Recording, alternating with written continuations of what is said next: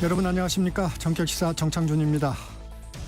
이재명 민주당 대표가 교섭단체 대표연설에서 회복과 성장을 강조하고 잘사니즘을 새 비전으로 제시했습니다.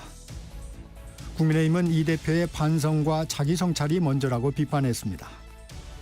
오늘은 국민의힘 권성동 원내대표가 교섭단체 대표연설에 나서는데 어떤 제안을 내놓을지 주목됩니다. 정치권 주요 뉴스, 민주당 정성호 의원, 국민의힘 성일종 의원 차례로 만나 얘기 나눠보겠습니다. 트럼프 미국 대통령이 철강 알루미늄을 대상으로 25% 관세를 부과할 것과 상호 관세 시행을 예고했습니다. 중국은 미국의 10% 추가 관세 부과에 보복 관세로 대응했는데 이 같은 관세 전쟁이 우리나라에는 어떤 영향을 미칠지 3부에서 자세히 짚어보겠습니다. 정격시사는 유튜브로도 실시간 방송됩니다. 2월 11일 화요일 정격시사 출발합니다.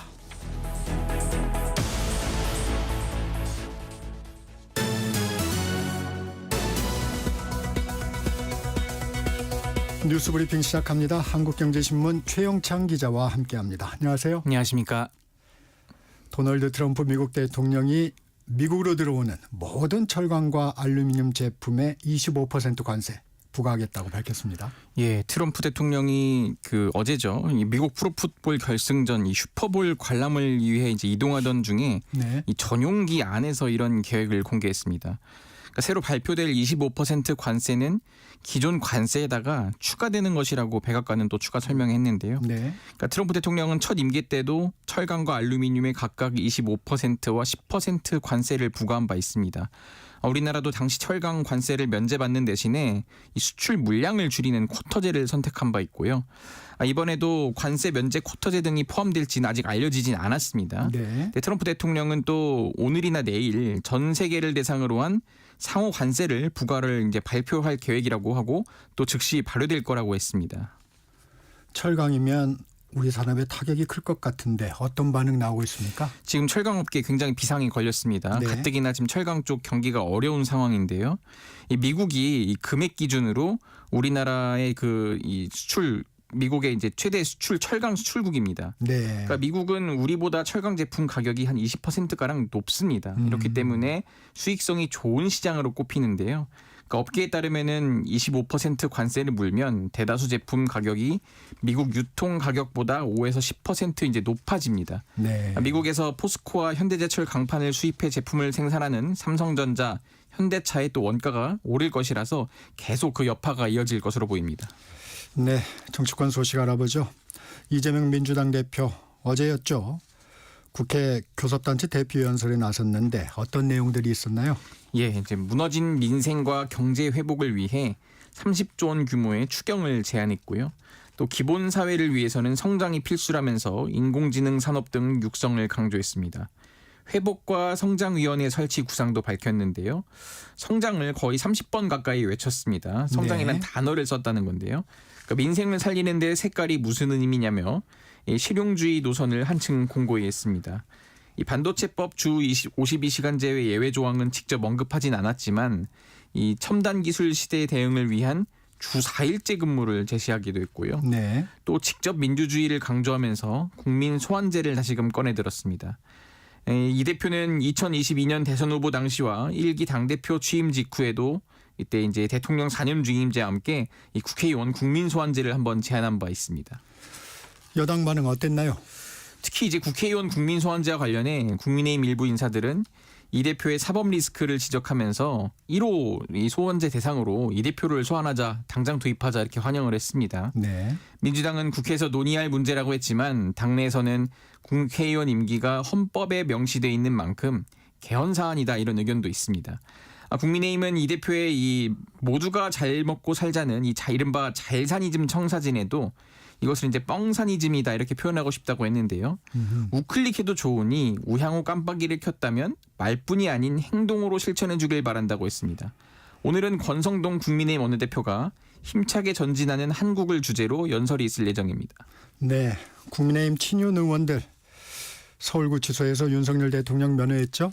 예, 지금 당내 친윤계로 꼽히는 김기현, 추경호, 박성민, 이철규, 정점식 의원이 윤석열 대통령이 구속 수감된 서울구치소를 찾았습니다.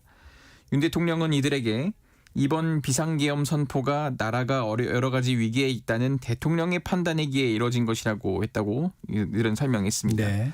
또 청년들이 나라의 주인이라는 의식을 강하게 가지고 있다는 소식을 들어 다행이라 생각한다고 말한 것으로 전해졌습니다. 윤 대통령은 지난 접견에서도 청년층을 겨냥한 메시지를 낸 바 있는데요. 최근 이 보수 쪽 집회를 중심으로 2030 청년들의 지지세가 높다 이런 지금 얘기들이 나오는데 네. 그런 의미에 더해서 이 청년층을 한 번 더 결집시키기 위한 발언이다 이렇게 해석이 되고 있습니다. 네. 최상목 권한대행이 마은혁 헌법재판관 후보자의 임명을 보류한 게 국회 권한을 침해한 건지를 놓고 어제 헌법재판소에서 추가 변론이 열렸습니다. 예, 지난 3일이죠. 헌재가 선고를 2시간 앞두고 갑자기 절차를 연기한 적이 있는데요. 네. 이 최상목 대통령 권한대행 측 요청 때문이었습니다. 본회의 의결 없이 청구된 권한쟁의 심판은 무효라는 주장인데 어제 변론에서도 이게 쟁점이 됐습니다. 최상목 권한대행 측은 의원 과반 출석, 과반 찬성으로 본회의를 거치지 않고 우원식 국회의장이 심판 청구를 한 게 국회법 등을 어겼다고 주장했고 국회 측은 국회가 지자체와 민사 행정소송을 벌일 땐 본회의 의결을 거치지 않아왔다면서 본회의 의결은 필요하지 않다고 반박했습니다. 다만 국회 측은 재판부가 필요하다고 하면 지금이라도 본회의 의결을 거치겠다며 만일 하게 되면 바로 여야 합의가 이뤄져도 2주 정도 걸릴 것이라고 말했습니다. 재판부는 어제로 변론을 종결한다며 선고 기일을 바로 지정하진 않았고요. 추후 지정하겠다고 밝혔습니다. 이에 따라 헌재가 선고 기일을 언제로 지정할지가 추후 윤석열 대통령 탄핵 심판 일정에도 좀 변수가 될 걸로 보입니다. 네, 관심이 가는 부분이네요. 인권위원회가 윤석열 대통령 방어권 보장 안건을 3번째 시도 만에 통과시켰습니다.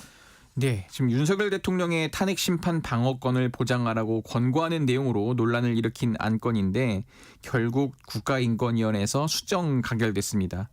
제적위원 11명 중 찬성 6명, 반대 4명으로 통과됐는데요. 네. 찬성 입장인 한석훈 비상임위원은 대통령의 계엄 선포는 통치행위로 이를 탄핵 사유로 탄 탄핵 재판은 이 국내는 물론 미국이나 독일 등 해외 선진국에서도 사례를 찾기 힘들다고 했습니다. 반면 김용직 비상임위원은 인권위는 인권의 최후의 보루이기 때문에 인권에 관계되는 것을 권고해야지 정치적으로 관계되는 걸 해서는 안 된다고 주장했습니다.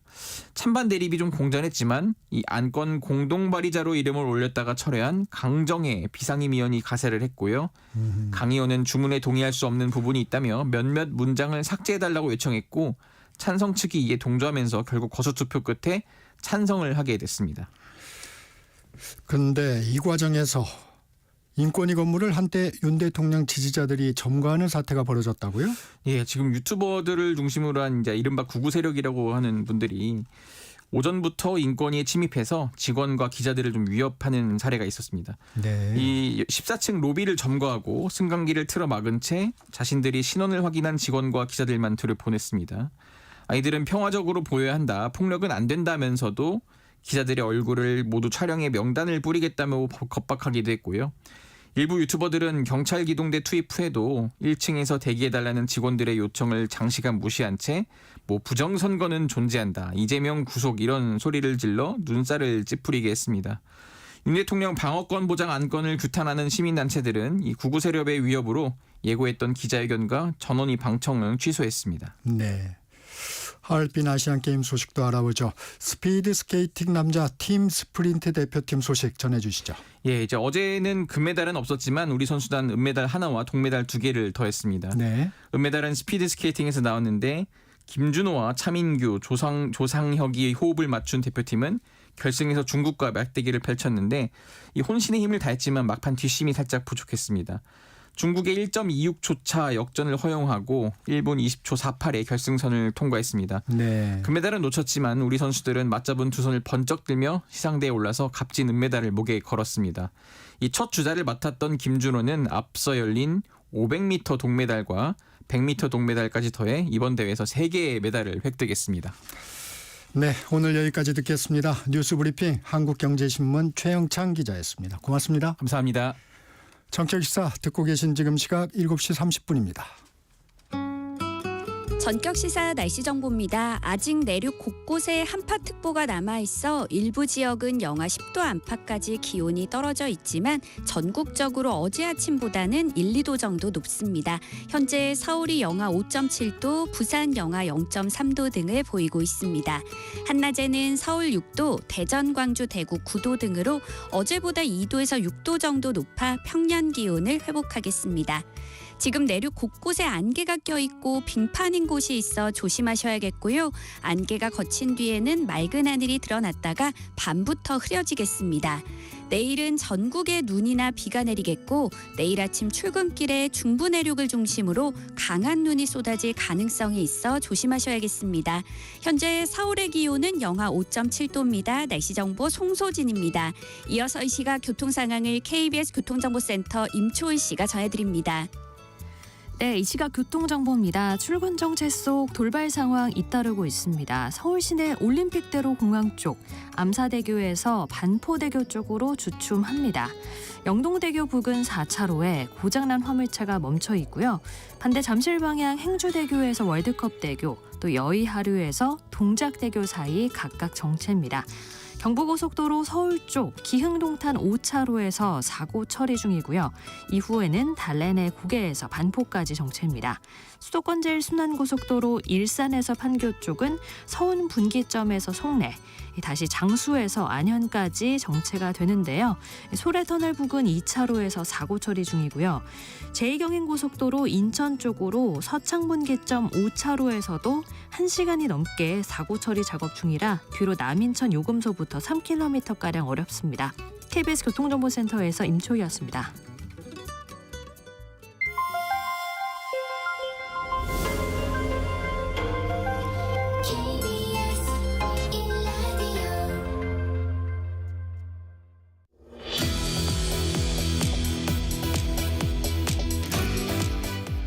정격 인터뷰, 먼저 야당 중진이시죠.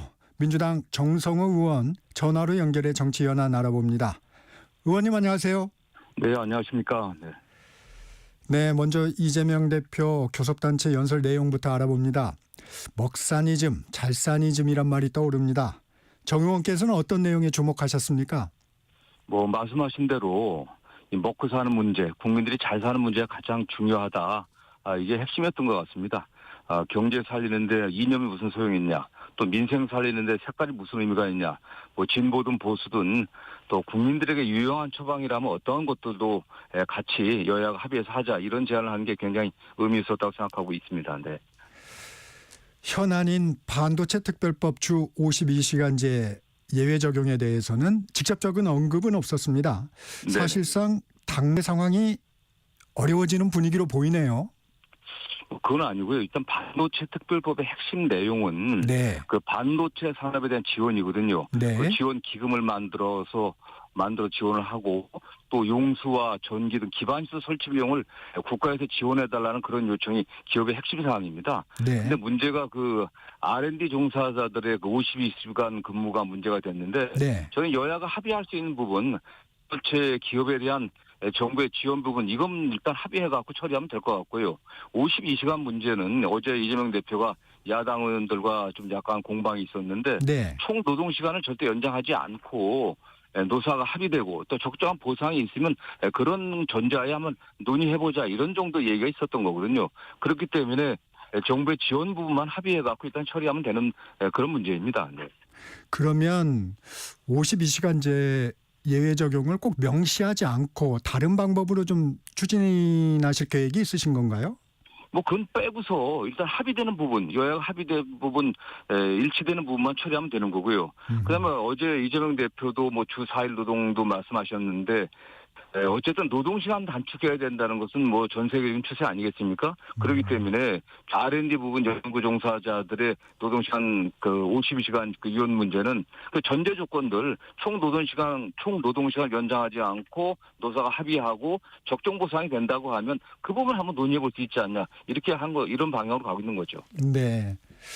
이재명 대표가 실용주의를 내세우면서 우클릭한다는 분석이 많았는데, 오히려 이번 연설에서 다시 자회전하고 있다는 평가도 나옵니다. 신년 기자회견에서 기본소득 공약을 재검토하겠다는 말, 52시간 예외 적용에 대한 전향적인 검토도 다시 뒤집었다는 지적도 나오는데 어떻게 보세요? 저는 그게 아니라 네. 다른 여러 가지 어떤 정책을 제시하게 되면 다른 다양한 의견들이 있는 거 아니겠습니까? 네. 그런 것들을 뭐 취합하는 과정이라 보고 있고요. 아, 이재명 대표가 뭐 좌우로 왔다 갔다 한다고 얘기를 하는데 네. 그런 문제가 아니라 결국 현재의 어떤 문제된 그런 점들, 국민들의 어려움들을 해결하는 데 있어서 여야가 합의할 수 있는 부분들을 제시하는 겁니다. 그렇기 때문에 여러 부분에서 이재명 대표는 추경이든 뭐 다른 민생지원금이든 여당과 또는 정부가 합의할 수 있는 부분은 거기까지 다 양보하겠다. 그러니까 일단 처리하자. 이런 입장입니다. 한마디로 실용주의적인 입장이라 볼 수 있는 거죠. 아, 단계적으로 나가자. 네네. 예. 네. 이재명 대표가 기본사회를 위한 성장의 당력을 총동원하겠다고 했습니다. 이 말은 좀 어떻게 해석해야 되는지, 기본사회 중심입니까? 성장이 중심입니까? 성장이 중심이겠죠. 지금 뭔가 국민들에게 분배를 해주려고 하더라도 지원을 하려고 하더라도 지금 재원이 없지 않습니까? 지금 지난해 그 우리나라 성장률이 한 2% 정도도 안 됐고요. 올해 같은 경우도 예상이 지금 1.6%, 잠재 성장률 밑으로 떨어질 가능성이 매우 높습니다. 그렇기 때문에 일단 파이를 키워야 국민들의 그 어려운 부분들을 저희가 찾아서 지원해낼 수 있는 거기 때문에 기본사회는 기본이지만 그 기본을 할 수 있는 성장이 있어야만 그게 가능하기 때문에 약간 성장에 방점을 뒀다고 볼 수 있다고 저는 생각합니다. 네. 권성동 국민의힘 원내대표, 이재명 대표의 행보를 겨냥해서 채식주의자라면서 치킨을 뜯는다고 비판했습니다. 이 표현은 어떻게 들으셨어요? 저는 그 여당 대표로서 할 수 있는 얘기인지 좀 묻고 싶습니다. 네. 이재명 대표의 친기업 행보가 잘못됐다는 얘기인데 지금 집권 여당으로서 지난 3년 동안 한 게 아무것도 없지 않습니까? 이게 권성동 대표 같은 경우는 그럼 뭐 육식주의자면서 썩은 고기만 찾는 그런 입장 아니겠어요? 기업을 위해서 아무것도 안 하면서 야당에서 기업 지원책을 내고 나니까 이게 뭐 다른 얘기를 하고 있는 것은 그럼 무책임한 태도죠. 저는 어쨌든 여야가 기업의 어떤 발전과 지금 성장 동력을 회복하는데 여당이 안 하니까 야당이 더 적극적으로 주장하는 거 아니겠습니까? 그런 부분에서 적극적으로 협력하기를 좀 촉구하는 바입니다. 네. 이 대표 추경 얘기도 했습니다. 최소 30조 원. 30조 원의 의미는 어떻게 봐야 합니까? 일단 그 예산의 편성권은 정부에게 있고 또 네. 여당의 입장이 중요한 거 아니겠습니까? 그래서 금액을 뭐 고집하겠다는 그런 입장은 아니고요. 네. 어제 이재명 대표도 특정 항목은 고집하지 않겠다고 얘기를 했고 정부에서 제안을 한다고 하면은 가장 어려운 뭐 민생 부분에 대한 어떤 지원책들 또 최근에 문제가 되는 AI라든가 또는 뭐 반도체 이런 부분에 대한 지원책들 이런 걸 좀 두루 열린 자세로 논의하겠다는 그런 취지 30조를 딱 고집하겠다고 하는 그런 취지는 아니고요. 그러나 최소한 30조 정도는 돼야 현재의 어려운 경제 또 민생 난국을 헤쳐갈 수 있다고 생각합니다. 지금 이런 부분에서 조금 규모에 대해서는 여야 간에 좀 협의되는 게 있나요? 그 여야정 협의체가 여당이 지금 적극적이지 못해갖고 진행이 안 되고 있는데요. 네. 그런 의미에서 국회의장과 여야 대표, 그 다음에 경제부 총리 이렇게 사자 협의체를 빨리 가동하는 게 필요할 것 같습니다. 네. 의원님께서는 70조 원 규모로 늘어난 조세 지출을 관리하기 위한 법률을 발의하셨더라고요. 어떤 내용입니까? 네네. 이게 조세 지출이라는 게 세금 깎아주는 거거든요. 그래서 조세 지출 확대는 막자는 취지보다도 좀 체계적으로 관리해야 된다. 왜냐하면 지난해 세수 결손이 30조였고 지지난해는 56조 원가 넘었습니다. 네. 그럼에도 정부가 그 세금을 깎아주는 데서는 굉장히 이게 제대로 관리가 안 되고 있어요. 그런 부분에 있어서 5년 단위로 국가 그 재정 운영 계획을 하면서 조세 지출 부분들, 세금 깎아주는 부분도 제대로 관리하자. 그런 취지입니다. 네. 네.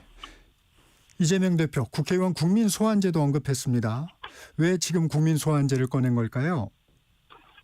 지금 국민들의 국회에 대한 신뢰가 바닥입니다. 그럼 네. 여든 야든 저도 그런 면에서는 굉장히 무겁게 생각을 하는데 굉장히 국회의원들이 무책임한 발언들하고 무책임한 그 행동을 해도 이걸 갖다가 임기 중에는 제한할 방법이 없습니다. 그렇기 때문에 주권자이고 나라의 주인 국민들이 국회의원들의 무책임하고 무능하고 또 때로는 그 위법하고 불법적인 그런 행동에 대해서 제재를 가할 수 있어야 되지 않겠습니까? 그래서 저는 그런 의미에서 국민소환제가 지금 뭐 얘기된 지가 한 20년이 넘는데 여야가 합의해갖고 국회의원들의 책임을 묻는 또 책임성을 강화하는 이런 제도는 도입돼야 된다고 생각하고요. 그런 취지에서 말씀하신 겁니다. 네. 이게 말씀하신 대로 한 20년이 넘게 얘기가 나왔다고 그러는데 그동안엔 이게 왜 잘 안 됐을까요? 이게 일단 헌법 개정 사항이냐 아니면 법률 개정 사항이냐 네. 이런 논란이 좀 있었고요. 네. 여야 정치권에서 총선이나 대선 때 공약을 여러 차례 냈지만은 잘 합의가 안 됐던 것 같아요. 이거에 대해서는 이게 어떻게 보면 전국의 혼란을 가중시킬 수도 있다. 또 포퓰리즘이 더 강화되지 않겠냐 이런 우려도 있지만 지금 현재 국회에 대한 어떤 국민적인 불신을 해소하려고 하면은 여야가 빨리 좀 논의와 또 합의를 좀 할 필요가 있다고 저는 생각합니다. 네. 그렇군요. 민주당 명태균 특검법 오늘 발의합니까? 일단 저도 원내 지도부에서는 발의할 의지가 상당히 있는 것 같은데 네. 정확히는 저도 사실 모르겠습니다. 네. 아, 예. 네. 이 명태균 특검법 야당에서는 여권 대선 주자들을 노린 조기 대선용이다라고 의심을 합니다. 이런 부분은 어떻게 생각하세요? 그런데 그 내용은 명태균 씨의 그 녹취록이라든가 또는 변호인들 통해서 나오는 이야기들, 진술들을 이렇게 보면은 네. 지난번 그 여당 국민의힘의 공천 과정에 있어서 대통령과 배우자가 관여하고 그 과정에서 여당의 여러분들이 또 청탁을 하고 또 실질적인 혜택을 받았다고 하는 그런 증거들이 나오고 있거든요. 네. 또 이런 부분들을 해소하자는 차원이지 이걸 문제 제기했다고 해서 무슨 조기 대선용이라고 하는 것은 좀 지나친 억측이라고 생각합니다. 네. 네. 헌재 관련해서도 좀 여쭙겠습니다. 어제 그 마은혁 헌법재판관 후보자 임명 보류와 관련된 헌재 권한쟁의 심판 변론이 다시 열렸는데 어떻게 보셨습니까? 저는 그 마은혁 재판관은 빨리 조속히 임명되는 게 필요하다고 보고 있고요. 지금 이 권한쟁의 심판 같은 경우는 국회의장이 청구 권한이 있냐 없냐인데 이건 당연히 권한이 있습니다. 이게 국회 의결을 거치지 않았다고 하는데 국회 행위는 국회의장이 대표해서 할 수 있는 거고요.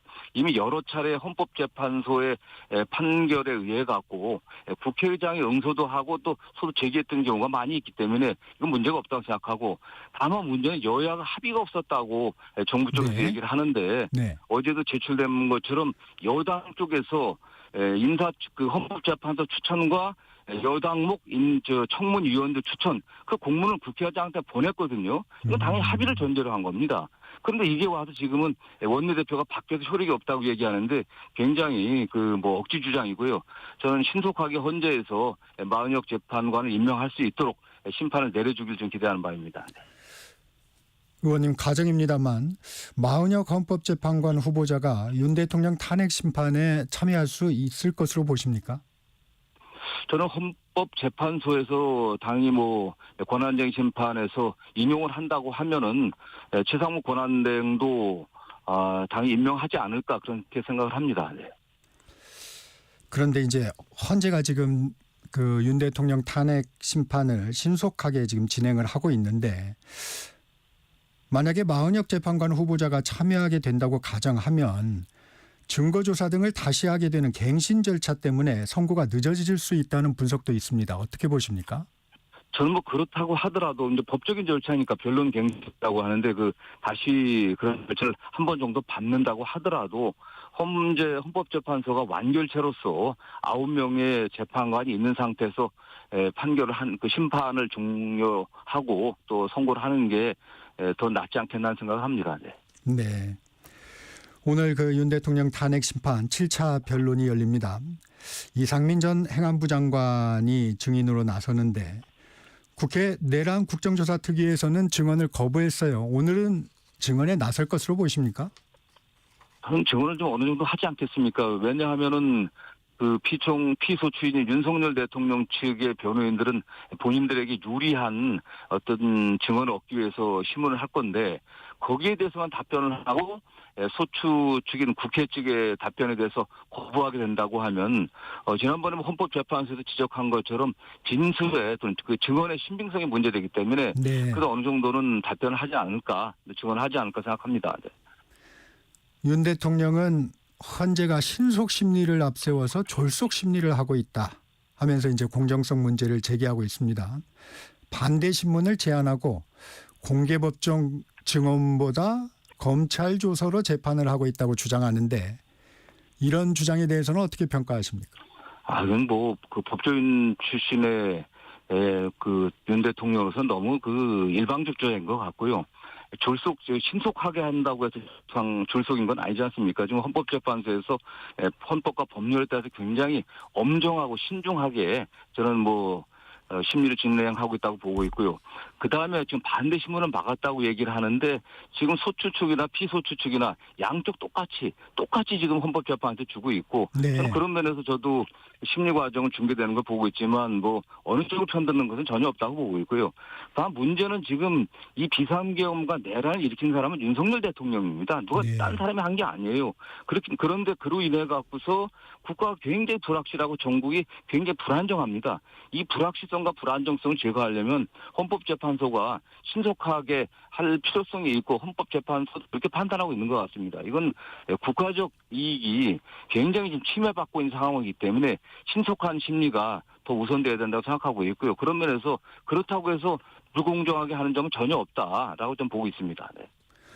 윤 대통령 탄핵 심판 변론기일은 지금 13일까지 지정이 돼 있는데 추가 변론기일이 지정이 될까요? 지금 이 사안의 엄중성과 국가에 대한 피해 또 국민적인 어떤 손해를 생각한다고 하면은 신속하게 이번에 심리를 종결하고 그다음에 선고를 하는 게 맞다고 생각하고 있고요. 다만 조금 전에 말씀드린 것처럼 그 마은혁 헌법재판관이 네. 그 안에 임명이 된다고 하면 한번 변론 갱신하면서 다시 최종 정리할 수 있는 시간을 줄 수도 좀 있다고 생각합니다. 네. 네. 국가인권위에서 윤 대통령의 방어권을 보장을 권고하는 의결을 했어요. 이 부분은 어떻게 보셨어요? 저는 이게 국가인권위원회가 저는 이게 존재할 필요성이 있는지조차 좀 의심스러운 사건이라고 생각합니다. 이걸 따로따로 떼어갖고 분리해갖고서 지금 윤 대통령의 방어권만 지금 얘기를 했는데 국가인권위원회는 물론 모든 국민들의 인권을 보호하는 기관이지만은 그 사회적 약자들, 소수자들을 보호하는 게 기본적인 책무입니다. 지금 대통령으로서 내란과 또는 불법 계엄의 혐의를 받고 있는 대통령의 그 형사소송 절차라든가 헌법재판 절차에 거기에서 어떤 방어권을 보장하라고 하는 것은 그 국가인권위가 해야 될 일이 아니고요. 국가인권위에 안창호 위원장을 비롯한 네. 그 일부 인권위원들의 그 반인권성을 드러낸 그런 작태라고 생각합니다. 네.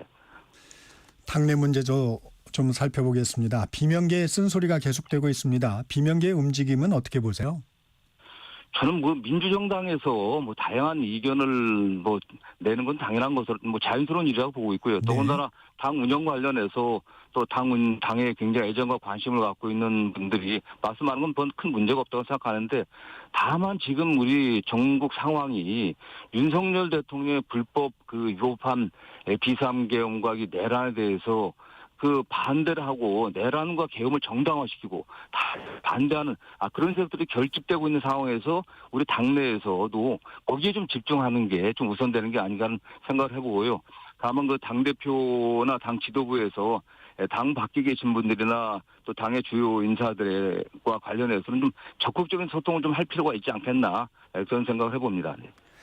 지금도 적극적인 소통 얘기를 해주셨는데 이재명 대표 통합을 위한 구체적인 행보가 좀 필요하지 않겠습니까? 전 제가 알기로는 다양한 분들을 직접 많이 만나고 있고요.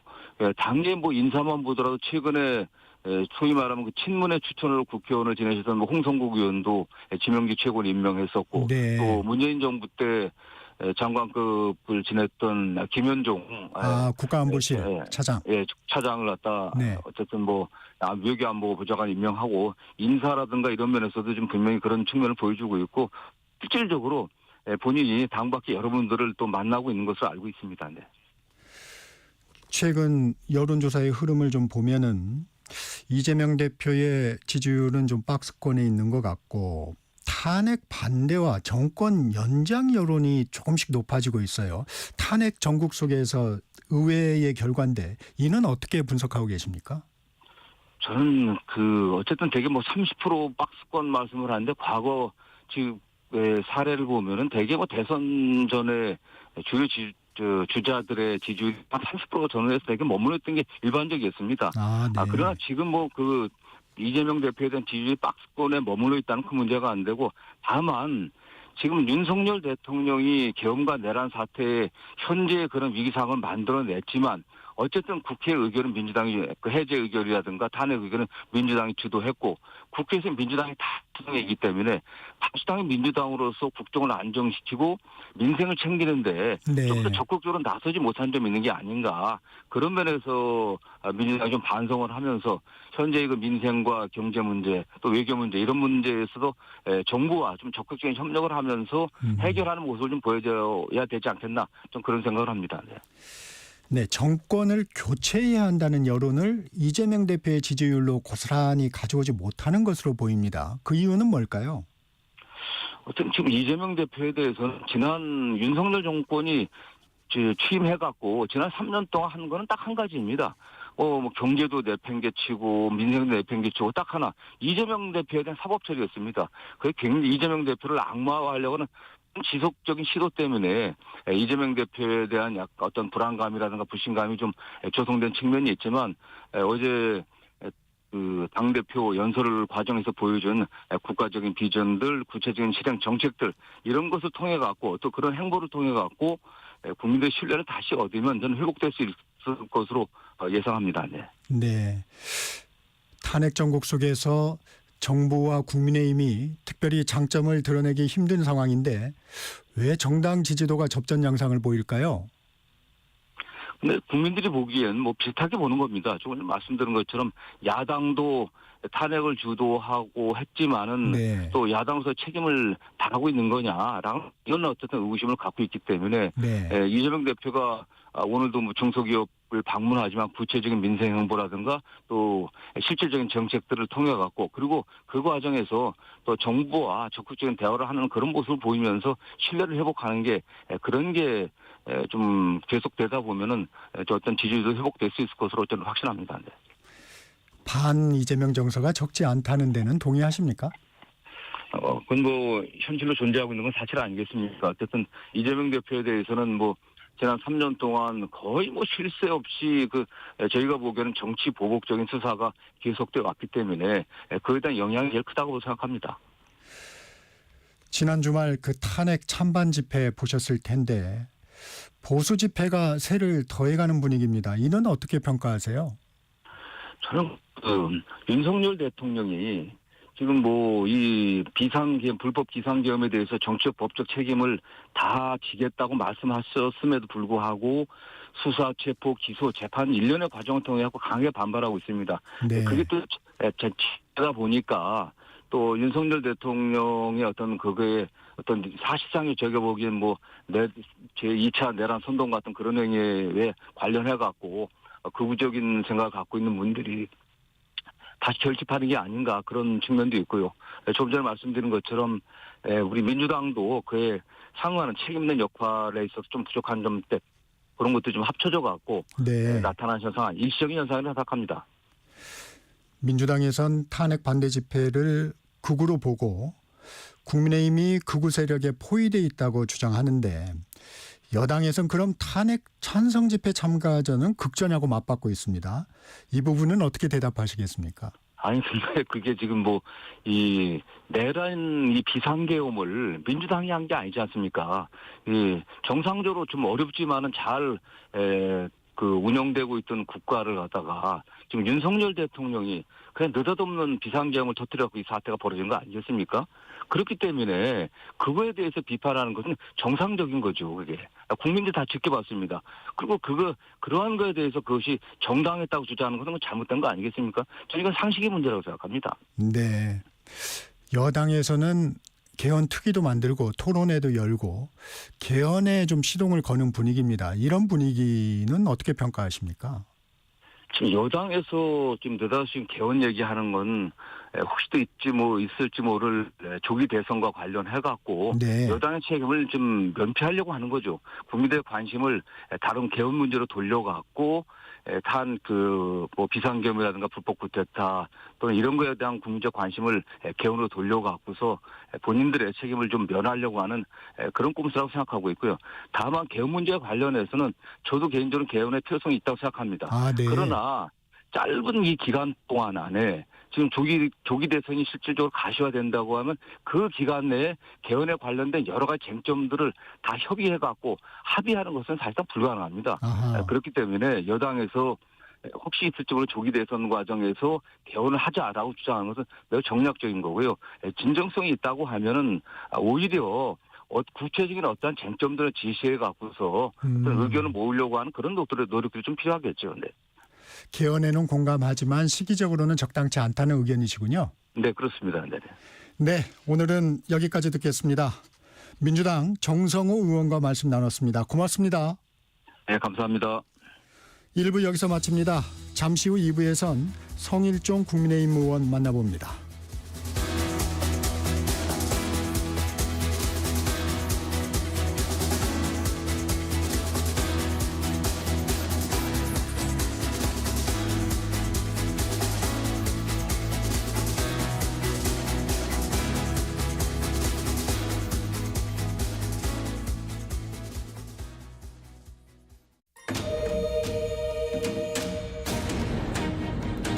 광복 80년 KBS 라디오 캠페인 밸류업 대한민국. 안녕하세요. 저는 한복인 박순려입니다. 올해로 한복인의 길을 40년 하고도 6년째로 접어들었습니다. 이 모든 것을 한복에 올인했습니다. 사실은 나는 어릴 적부터 옷에 욕심이 너무 많았어서 설에 떡국은 먹지 못했어도 한복은 꼭 입었습니다. 한복을 사주지 않으면 정말 다리 뻗고 운 적이 그 정도로 옷사랑이 특별했고요. 그래서 제가 요즘에 항상 느끼는 게 있어요.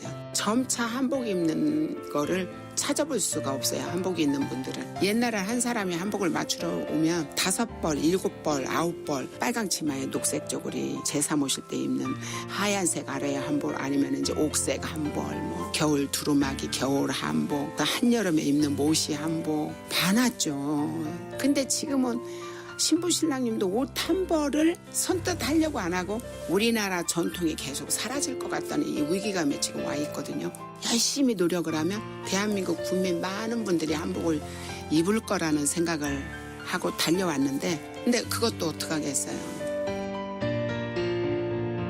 정말 간곡하게 부탁하고 싶은 건 교육하시는 교육자분들께서도 정말 어린이들도 학교에서 한복을 입을 수 있는 교육이 꼭 필요하다고 생각을 합니다.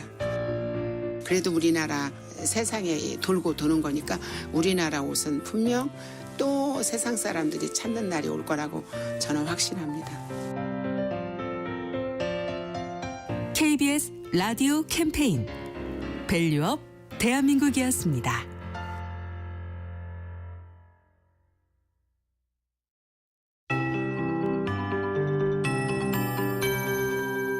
KBS 58분 날씨. 어제 아침보다 추위가 조금 덜합니다. 현재 기온이 서울 영하 5.6도, 부산 영상 0.2도 등으로 어제 이 시각보다 1, 2도 정도 높은데요. 다만 아직 한파특보가 남아있는 내륙 곳곳의 기온은 영하 10도 안팎까지 떨어져 지금 대관령과 경북 봉화는 영하 15도 안팎으로 많이 춥습니다. 하지만 한낮에는 서울 6도, 강릉 8도, 대전, 광주, 대구, 부산 9도, 제주 10도 등으로 어제보다 2도에서 6도 정도 높아 평년 기온을 회복하겠습니다. 지금 내륙 곳곳에 안개가 껴있고 빙판인 곳이 있어 조심하셔야겠고요. 안개가 거친 뒤에는 맑은 하늘이 드러났다가 밤부터 흐려지겠습니다.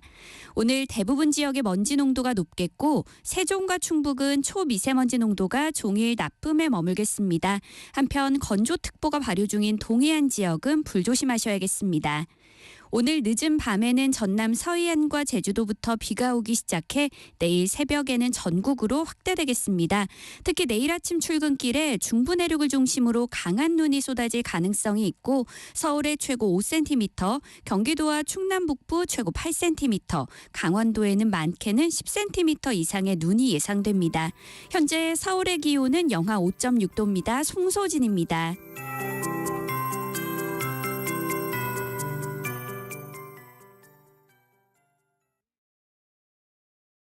정성을 다하는 국민의 방송 KBS가 8시를 알려드립니다.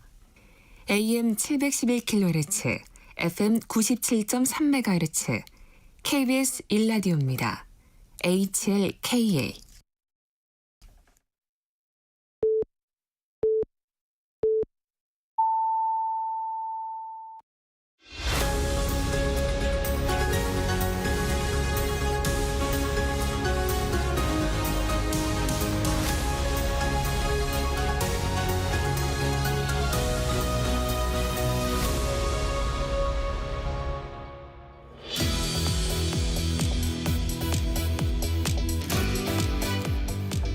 이번엔 국회 국방위원장인 국민의힘 성일종 의원 만나보겠습니다. 의원님 안녕하세요. 예, 안녕하십니까. 네, 먼저 국방위원장이시니까 이 문제부터 여쭤보겠습니다. 미일 정상회담을 통해서 한반도 비핵화 등 미국의 대북 정책에 흘러나오는 부분은 좀 어떻게 보십니까? 우선 트럼프 정부가 새로 네. 2기를 맞이했지요. 4년을 쉬었다가 지금 온 거 아니겠어요? 그런데 이 북한의 핵 문제에 대해서는 이번에 그 일본 수상하고 정상을 해다면서 북한의 완전한 비핵화에 대한 정책을 정확하게 천명을 했어요. 네. 당사자는 우리란 말이죠. 우리가 지금 배제되고 있잖아요. 그러네요. 국가 권력이 지금 부재하고 여러 가지 어려움이 국제 환경이 지금 국제 정세가 긴박하게 돌아가고 있는데 안보 분야든 경제 분야든 근데 대한민국의 컨트롤 타워가 지금 없거든요. 그래서 이게 굉장히 문제다. 그렇기 때문에 지금 현재 한덕수 국무총리 같은 분이 빨리 헌재에서 재판을 내서 복귀를 시켜야 돼요. 이게 정략적으로 이루어진 거 아니겠습니까?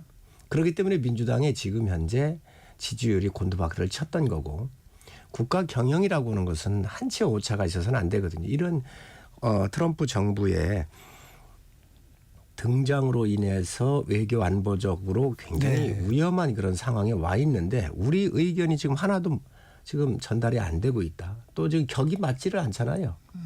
격이 맞지를 않잖아요.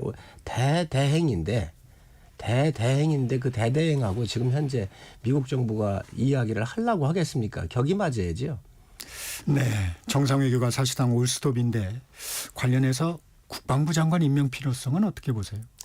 지금 국방부 장관 임명을 해달라고 제가 야당 간사한테 네. 2번을 요청을 했고요. 공개적으로 3번을 요청을 했습니다. 이재명 대표한테. 그리고 민주당의 최고위원한테도 제가 전화를 드려서 다른 부분은 몰라도 국방부 장관은 빨리 임명을 해야 한다. 지금 사령관들이 비어 있어요. 만에 하나 유사시에 국지적인 어떤 위험 요소라도 발생한다고 하면 어찌하겠습니까? 그래서 국방부 장관은 빨리 임명을 해야 돼요. 이재명 대표도 뭐 K방산을 다 육성을 하겠다 여러 가지 네. 얘기를 했어요. 그러면 K방산의 가장 이거는 중심 컨트롤 타워가 국방부 장관입니다. 이건 G2B 성격이 정부가 보증을 하고 상대국 정부가 사가는 거예요. 네. 그래 정부가 사는 건데 대한민국의 이거에 대해서 세일스의 최첨단에 서야 하는 국방부 장관이 지금 없잖아요. 그런데 이거를 지금 비워놓고 있단 말이죠. 말로는 안보하고 우클릭한다고 그러지만은 정말 가짜 우클릭입니다. 있을 수 없는 거예요. 그래서 행동으로 보여라. 제가 여러 차례 얘기를 했습니다. 조속한 시일 내에 국방부 장관이 빨리 임명을 할 수 있도록 도와주십시오. 왜냐하면 대대행이 장관을 함부로 임명하기가 어렵습니다. 부담이 많습니다. 그래서 여당과 야당이 국회에서 안보의 공백을 메울 수 있도록 함께 의견을 내줄 때 최상목 권한 대대행이 좀 쉽게 움직일 수가 있지요. 그래서 요청을 한 겁니다. 야당의 입장은 어떤 것 같아요? 아직 전혀 이거에 대해서 이런 반구가 없습니다. 네, 정치권 이슈 살펴봅니다. 어제도 국민의힘 김기현 전 대표를 포함한 중진 의원들이 윤석열 대통령 면회를 다녀왔습니다. 국민의힘 의원들이 구치소 면회 뒤에 윤 대통령의 그 옥중 메시지를 전하는 이 같은 상황이 이제 반복되고 있는데 어떻게 보세요? 옥중 메시지라고 하기보다는요. 아무래도 대통령께서 어려움을 겪고 있으니까 의원들이 개별적으로 가고 있는 거지요.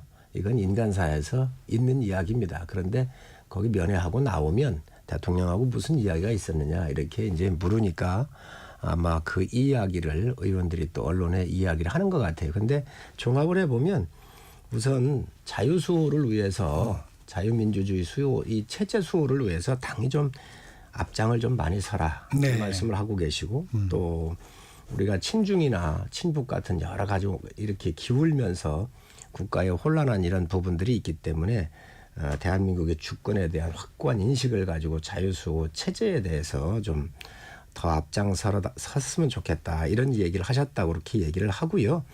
또 민주당 같은 경우는 아주 단합돼서 하고 있다. 그걸 얘기한 것 같아요. 이재명 대표의 여러 가지 사법 리스크 이런 거에도 흔들리지 않고 단합을 해서 하는데 특히 대한민국 체제 수호라고는 측면에서 단결을 더 해야 될 거 아니냐 이런 이야기를 좀 하시는 것 같습니다. 청년 메시지는 좀 빠지지 않는 것 같아요. 청년을 향한 메시지. 아무래도 대한민국이 희망이 있는 나라가 아니겠습니까? 뭐 각각 그 여당이면 여당, 야당이면 야당 나름대로의 자기들이 유리한 쪽으로 해석을 할 거예요. 저도 또 그렇게 해석을 합니다. 그런데 대한민국이 지금 이 세대를 놓고 보면 60대 이상에서는 보릿고개를 넘으면서 산업화를 일군 세대란 말이죠. 네. 이분들은 국가에 대한 자부심이 있어요. 빈곤의 국가에서 아주 부강한 나라로. 또 40대 50대로 와서 보면 민주화를 이룬 세대들에 의해서 교육을 받았던 세대들이에요. 좀 이념화되어 있다 그러잖아요. 그런데 이분들이 경제 성장할 때 가장 혜택을 많이 받은 분들입니다. 근데 이분들이 지금 사회에 아주 중심적 세력으로 형성되어 있죠.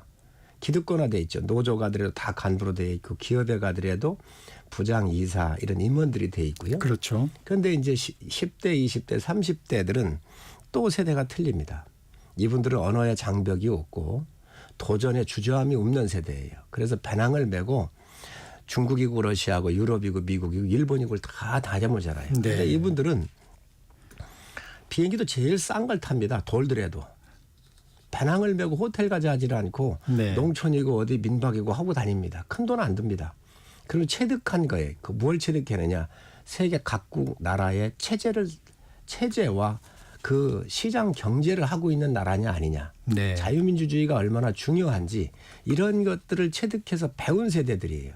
그러다가 보니까 이번에 대한민국 사태에 있어서도 2030이 체제에 대한 대한민국의 자유수호에 대한 체제에 대해서 소중히 생각하고 지금 현재 거리로 나오고 이러한 세대라고 좀 보여져요. 그런데 이 같은 움직임 당 지지율에는 어떤 영향을 미칠까요? 이게 아마 이제 지지율이 중도층으로 확산이 돼야 될 텐데 국민의힘 입장에서는 어떻게 평가하십니까? 지금 저희도 예상하지 못했던 지지율로 균형을 좀 맞추고 있잖아요. 네. 외연확장의 여러 가지 우려를 하시는 분도 있는데 2030 같은 분들이 자유민주주의에 대한 소중한 체제를 인식하고 거리로 나오는 게 외연확장이 됐다라고 봐야 되지 않겠어요? 저는 이러한 부분들이 국민들한테 더 넓게 퍼질 겁니다. 계엄 자체에 대해서 잘못돼 있고 그 부분이 문제가 있다고 보지만 이보다 더 중요한 게 대한민국 체제 수호를 자유민주주의를 수호해야 되겠다라고 하는 광범위한 국민들의 의식이 지금 현재 다시 가다듬고 있는 과정이기 때문에 오히려 제가 볼 때 외연확장이라고 이게 제약이 되지 않느냐. 네네. 그런 우려가 있죠. 야당 일부에서 제가 볼 때 극우라고는 표현을 하는데요. 네네. 저는 그게 있을 수 없는 일이라고 생각을 해요. 극우인 부분도 일부 있을 겁니다. 그렇지만 아주 극소수겠지요.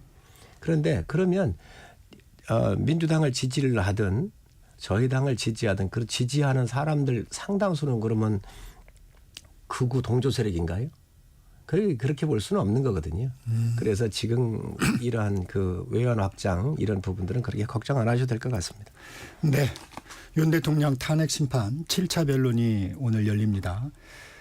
출석하는 증인 가운데 주목하는 분 계십니까? 제가 볼 때는 조태영 국정원장을 좀 주목을 하고 있습니다. 네. 왜 그러냐면 홍장원 국정원 차장이면 대한민국의 정보기관의 2인자 아닙니까? 네. 미국 CIA, 이스라엘의 모사드 이러한 정보기관의 2인자가 이러한 야당 의원들하고 결탁되어 있다는 의혹을 받으면서 모든 메모를 가짜로 써놓거나 보좌관한테 살생부를 대신 대필하게 하는 그런 정보 2인자를 보신 적이 있으십니까? 그리고 이 사람이 이야기했었던 모든 이야기가 지금 뒤집히고 있습니다. 그런데 이 내란 공작의 트리거의 주범이 홍장원이라는 사람이에요. 이런 사람이 지금 이 사태에 굉장히 중심에 서 있단 말이죠. 그런데 이 사태가 났었을 때 국정원장한테 가가지고 이재명 대표한테 보고하자고 했다고 그런 거 아니에요. 국정원은 정치적 중립입니다. 그걸 모를 리가 있습니까? 국정원법 제17조에 보면 국정원 직원은 재직 중은 물론이고 퇴직 후에도 직무상 알게 됐던 정보에 대해서는 기밀을 누설할 수 없다고 되어 있잖아요. 국정원법 위반 아니라 정말 대한민국에 대해서 이적 행위를 한 사람이 바로 이 사람입니다. 그리고 대통령으로부터 전화를 받았다고 그러더니 받아서 싹 다 잡아드리라고 얘기했다 그랬잖아요. 다음에 와가지고 대통령한테 한 게 아니고 방첩사령관한테 받았다는 거 아니에요. 네. 그것도 뒤집었습니다. 방첩사령관이 살생부 명단을 불러줬다는 거잖아요. 적다가 하도 이게 참 이상해서 안 적었다는 거죠. 그래서 복귀했고 그 복귀한 걸 가지고 또 보좌관한테 살생부를 적었다고 하는 거 아니에요. 이런 사람이 정보기관 2인자였는데 CIA나 모사드를 보십시오. 부끄럽지 않습니까? 그래서 저는 이러한 진실에 여러 가지 열릴 수 있는 또 한 분이 바로 조태영 원장이기 때문에 주목하고 있습니다. 네, 말씀하신 걸 좀 부연하면 홍장원 전 국정원 차장은 일단 원본 메모는 버렸다. 그래서 이제 보좌관이 받았었고 그다음에 나중에 자기가 가필했다 이렇게 얘기를 했고 여인영 전 방첩사령관은 내가 전화했을 때 홍장원 차장한테 전화했을 때 체포라는 말은 쓰지 않았다. 뭐 이 정도가 지금까지 나온 얘기인 것 같습니다. 좀 부연을 청취자 여러분을 위해서 부연을 해드렸습니다. 네, 헌재에서 지정한 변론기일은 이번 주 마무리가 됩니다. 추가 기일을 지정할지가 관심입니다. 어떻게 예상하세요? 저는 여기에서 지금 눈여겨보고 있는 게 헌재가 과연 중립적으로 잘하고 있을까. 국민들이 다 의혹의 눈초리로 지금 주시하고 있습니다. 박근혜 대통령도요. 17차례에 대한 이 신문을 했거든요. 노무현 대통령 그 선거법과 관련된 거 있잖아요. 네. 7차례 했습니다. 지금 이 큰 사건인데 윤석열 대통령 8차례예요. 네. 이게 되겠습니까? 또 이 사건의 가장 중심에 있는 게 누구겠어요? 홍장원과 박종근입니다. 특전사 사령관. 이분들 진술이 매일 바뀌고 있습니다. 그렇잖아요. 그런데 헌재 같은 경우는 검찰에서 조사해서 넘겨준 공소장 같은 걸 기본으로 해서 그걸 참고로 하고 그리고 이 신문도 하고 하는 거 아니겠습니까? 그런데 충분한 방어권을 줘야지요. 대통령한테 줘야지요. 이거 지금 안 주고 있잖아요. 그렇게 하고 나도 대한민국 헌법기관이라고 얘기할 수 있습니까? 다른 선례를 보더라도 박근혜 대통령 17차례인데 어떻게 이 큰 사건의 8차례로 끝난다는 거죠. 저는 쫓겨서도 안 되고 어떤 정치적인 이해관계를 떠나서 네. 철저하게 이 부분이 그 신문이 이루어져야 되고 심판이 이루어져야 된다고 생각합니다. 그래서 지금 8차례를 가지고는 안 되기 때문에 아주 그 심도 있게 그리고 억울하지 않도록 제대로 이 재판이 이루어져야 된다 이렇게 생각을 합니다. 앞서 정성호 의원한테도 여쭤봤는데 인권위원회에서 윤 대통령의 방어권 보장을 권고하는 의결을 했어요. 이 부분은 좀 어떻게 보셨습니까? 당연한 거 아닌가요? 인권이 가장 중시된다라고 하고 인권에 대한 소중한 가치를 먼저 떠들었던 게 민주당 아니었습니까? 그런데 대통령이라고 해서 대통령의 인권이 지켜지지 않는다. 방어권이 보장이 안 된다. 그게 민주국가입니까? 저는 민주당의 가치하고도 맞질 않아요.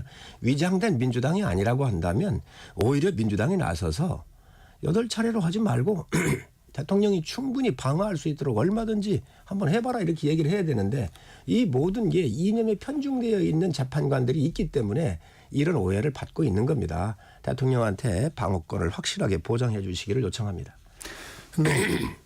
헌재에선 마은혁 헌법재판관 후보자 임명 보류에 대한 권한쟁의 심판 변론을 이제 어제 마무리를 했습니다. 선고기일은 잡지 않았습니다. 마은혁 재판관 윤 대통령 탄핵 심판에 참여할 수 있을 것으로 보세요? 우선 첫 번째는요. 박근혜 대통령 때 네. 8인 체제로 했습니다. 네, 그랬죠. 선례가 있지 않습니까? 네. 8인 체제 하는데 문제가 있습니까? 아무 문제 없잖아요. 선례도 있는데. 그래서 모든 게 역사이고 기록이고 선례도 상당히 중요한 거 아니겠습니까? 네. 자, 그런데 두 번째는 이 마은혁 재판관이 재판관 임명할 때 여야 합의가 이루어져야 돼요. 합의가 안 이루어진 사람 아닙니까? 합의가 이루어지지 않았는데 국민의힘에서는 그렇게 주장을 하고 계시죠. 그렇습니다. 그 당시에 그러면 그 전에는 원내대표끼리 협의할 때 헌법재판소장을 빨리 우리 쪽으로 해서 임명을 해주면 네. 이걸 합의하겠다고 얘기한 건 있었죠. 전에. 이게 깨졌단 말이죠. 두 번째, 이 심판 청구를 했지 않습니까? 이 심판 청구 국회 의결 거쳤나요? 국회의장이 임의적으로 한 겁니다. 이거 문제가 다 됐잖아요. 세 번째, 정계선 헌법재판관하고 재판관이 서부지방법원 법원장을 했어요. 마은혁 판사가 그 밑에 있었단 말이죠. 같이 근무를 했어요. 그런데 여기에 지금 우리법 연구회 사람들이 지금 이제 동호회처럼 여기 뭉쳐 있잖아요. 이런 측면에서 봤었을 때 오해받지 않을 일을 할 필요가 없지요. 그 국회에서도 이게 합의가 안 된 사항을 어떻게 할 수가 있습니까? 저는 선례로 보나 여러 가지 이해관계로 보나 이 부분에 있어서만큼은 저는 더 임명하면 국민의 오해가 더 커질 수 있다고 생각을 합니다. 네. 국민의힘에선 마은혁 후보자 관련 선고보다 한덕수 대행 탄핵 심판부터 결론을 내라 이런 입장이시죠? 우리 한미 관계에서도 보지만 지금 대한민국이 10위권에 있는 나라입니다. 일본보다 작년도에 우리가 수출액이 더 많아졌잖아요. 대한민국 1인당 국민 소득이 일본이 33,000불인데 우리 36,000불대예요. 한미 동맹이 단단하고 한데 지금 우리가 컨트롤 타워가 없는데 트럼프 대통령과 통화도 지금 못하고 있는 실정 아닙니까? 네. 그러면 빨리 국가의 컨트롤 타워가 더 급하지 이 재판관이 급하겠습니까? 그러니 이런 헌법재판관에서도 또 헌법재판소에 일의 순서가 있다고요. 모든 심판들이 들어와 가지고 순서적으로 이렇게 그 네. 재판 순서가 오잖아요. 그 선입선출법에 먼저 들어온 걸 먼저 해야 될 거 아니겠습니까? 이런 기준도 없이 지금 이념으로 포위되어 있는 아주 오염되어 있는 이런 재판관을 갖다가 한 정당을 심판해달라 그리고 도와달라고 요청하는 게 이게 맞습니까? 그런 면에서 이건 저는 바람직하지 않다고 생각을 합니다. 네. 어제 민주당 이재명 대표 교섭단체 대표 연설이 있었습니다. 공감한 부분과 그렇지 못한 부분 있으시면 좀 말씀 주시죠. 국회 교섭단체에서 각 당의 대표들이 여러 가지 희망을 주고 또 국민들한테 메시지를 내고 하기 위해서 있는 거예요. 그런데 이재명 대표께서 잘사니즘을 얘기했어요. 네. 성장 분배를 얘기를 했거든요. 이게 무슨 잘사니즘입니까? 막살자는 거죠. 막사니즘입니다, 이거. 그렇지 않습니까? 또 새로운 신조어를 좀 말씀 주시는군요. 막사니즘이죠. 또 이재명 대표 삶 자체가 막 살아왔어요. 전과 사범에 대장동, 백현동으로 해서. 그런데 이 국가 경영도 이게 막 살자고 하는 거예요. 지금 AI, 바이오, 반도체 모든 걸 다 이렇게 성장으로 하자고 그랬잖아요. 네. 자, 그러면 AI 성장을 하자. 반도체 성장을 시키자 그러면 가장 중요한 게 전력입니다. 그런데 지금 신재생 에너지 가지고 이 AI 시대에 대비할 수 있습니까? 원자력이나 이러한 전력을 공급할 수 있는 시스템이 더더욱 이걸 인프라라고 그러잖아요. 이러한 국가의 인프라부터 준비를 하면서 이게 가야지요. 지금 모든 걸 다 성장 중심으로 맞췄거든요. 네. 그런데 어떠한 뭐에 그러면 인력이나 전력이나 이런 것들은 아주 기초적으로 갖추어서 이 산업이 육성할 수 있도록 가야지요. 대한민국의 자동차 공업이나 조선, 섬유 같은 거 할 때 경부고속도로를 어제 얘기하시던데 경부고속도로를 먼저 깔잖아요.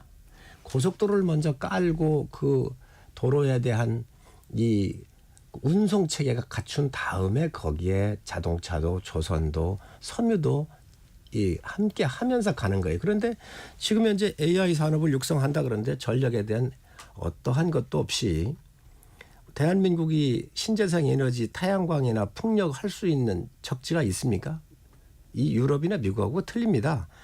또 바이오 반도체 같은 경우 주 52시간에 지금 현재 연구하는 사람들이 연구를 못 하잖아요. 실리콘밸리나 중국 같은 데 갔었을 때 연구자들이 이 필이 온다 그러잖아요. 그 능률이 오를 때 밤새서 일을 합니다. 지금 이 반도체법을 우리가 바꿔달라고 요구하는데 네. 영감이 떠올라서 연구를 해야 되는데 8시간만 하고 못 한단 말이지요. 그러니까 16시간도 하고 20시간도 하고 그 다음날 푹 쉬든 하루를 쉬든 이틀을 쉬든 그건 자유를 주자는 거예요. 공부할 때도 학생들한테 공부에 이 능률이 오를 때는 밤새워서라도 공부를 하잖아요. 똑같이 이러한 여건을 만들어주고 신성장 동력 산업을 육성한다 하더라도 해야지 그런 것도 안 해놓고 지금 현재 막연하게 이렇게 정책을 하겠다. 저는 이건 대한민국 정책이 아니고 정말 막 하자고 하는 거거든요. 그래서 저는 이거 동의할 수가 없고 국회의원 국민 소환제도 이렇게 네. 얘기를 하면서 직접 민주주의를 하겠다 그랬거든요. 본인이 불체포 특권을 포기하겠다 놓고선 그걸 되살린 사람이 포기한 사람이 이재명 대표입니다. 그런데 무슨 국민 소환제를 해요? 본인의 약속도 3개월 만에 뒤집어 버린 분 아닌가요? 자유민주진영 일원으로 역할과 책임을 다한다 그랬어요. 아이 지금 대만 문제에 왜 우리가 끼어드느냐. 중국에 대만에 쉐시하면 되지 이랬잖아요. 이게 자유진영 문제 아닙니까? 최근에는 조금 입장이 바뀌고 계십니다. 예. 권력에 가까워왔고 권력을 잡기 위해서 국민을 또 속인다고 봐야지요. 저는 있을 수 없는 얘기라고 생각을 해요. 이런 문제는요. 철학적인 문제예요. 자유진영으로 우리가 자유민주주의 체제에 전제주의에 대항하는 일원이 대한민국이란 말이지요.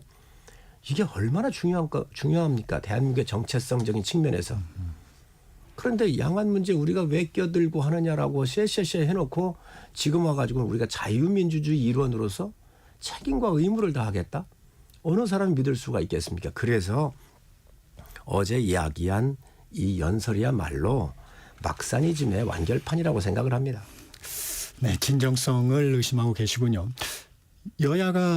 이 여야정이 일단 추경에는 어느 정도 공감대가 있는 것 같습니다. 30조 원 규모의 추경을 얘기했는데 이 부분은 좀 어떻습니까? 추경도 그렇습니다. 작년도에 민주당이 어떻게 했습니까? 국가 마비 상태로까지 올 정도의 마약 수사 이런 거 민생 문제 아닙니까? 이 수사 못하도록 수사비 다 깎아버렸잖아요. 공수처는 올려주고 내 편인 데는 올려주고 검찰의 수사 마약 같은 경우 민생이 얼마나 중요한데 이런 걸 다 쳤잖아요. 수사비가 아예 없잖아요. 대통령 업무 못하도록 아니 문재인 대통령 때 이거 한 푼이라도 깎았습니까? 국회의장이 지금 민주당입니다. 국회의장 이 부분 다 깎았습니까? 다 놨잖아요. 국가에 아예 아무 일도 못하게 해놓고 나서 지금 와서 추경을 하자. 네. 추경에 찬성할 수 있고 경기 부양을 위해서 할 수 있습니다. 네. 그러면 이 부분에 대해서 민주당이 먼저 국민들한테 사과를 해야지요. 그렇잖아요. 이게 불과 1년도 안 된 겁니다. 작년 12월 2일 날 일어난 일입니다. 이게 12월 2일 날 이거를 민주당이 단독으로 감액만 처리해서 통과를 시켜놓고 지금 이제 2월 달입니다. 인제서 2월. 그런데 지금 추경을 얘기를 하면서 대한민국 정부나 민생이나 모든 걸 내팽개쳤던 민주당이 지금 와가지고 추경을 얘기한다고 한다면 먼저 이 부분에 대해서 사과를 하고 또 책임자로서 추경을 얘기를 하는 것이 저는 순서가 맞다고 생각을 합니다. 선사과가 필요하다. 그렇습니다.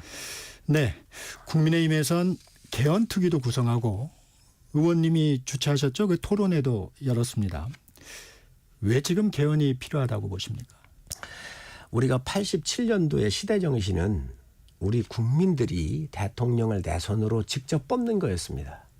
왜 그러냐면 군부 독재하에서 간선제를 했었잖아요. 통일주체 국민회의 대의원을 뽑아가지고 장충체육관에 모여가지고 대통령을 뽑았잖아요.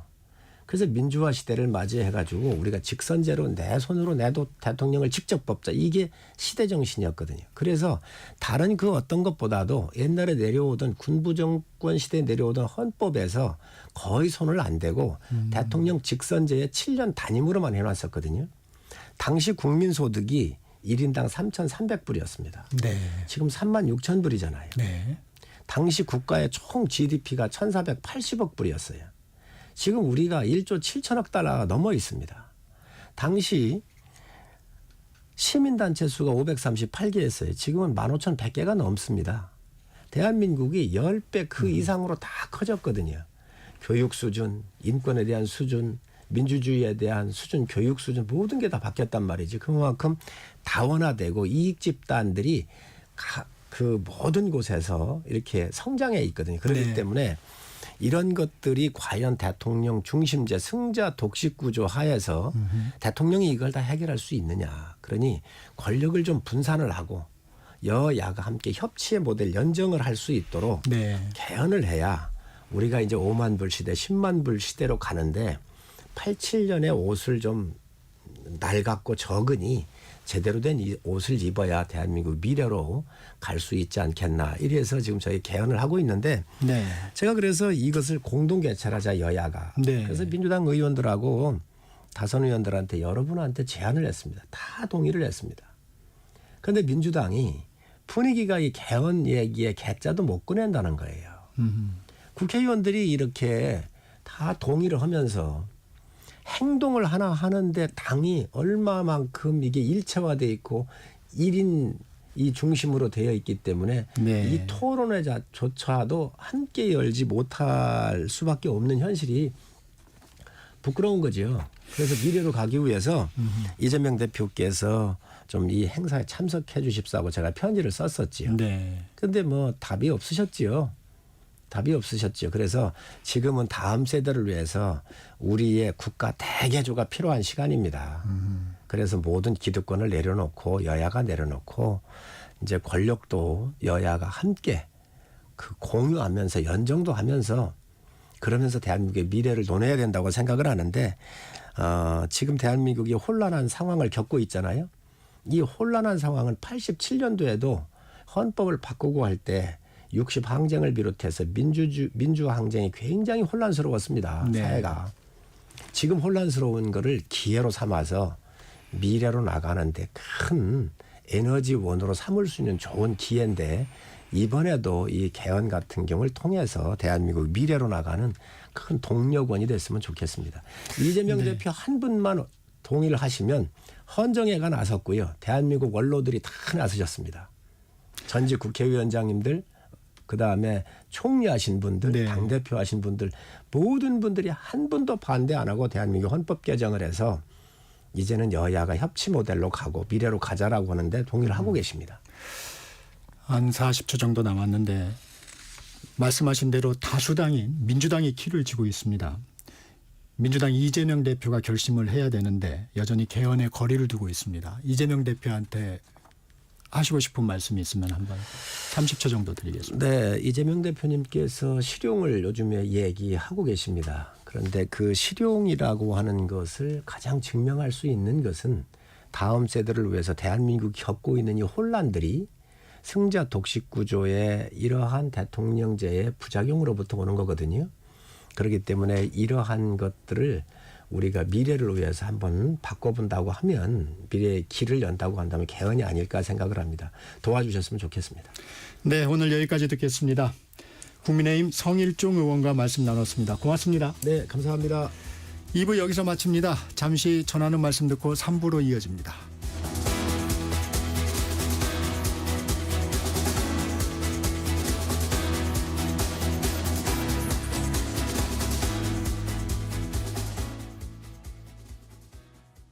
잠시 후 8시 반부터 일부 지역국에서는 해당 지역 방송을 보내드립니다.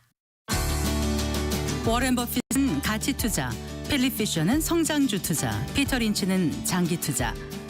방법은 달라도 목표는 하나. 성기영의 경제쇼가 성공의 길로 안내합니다. 깊이 있게, 명쾌하게, 지금 이 시대 경제에 관한 모든 것을 알려드립니다. 평일 오후 4시 5분 성기영의 경제쇼와 함께하십시오.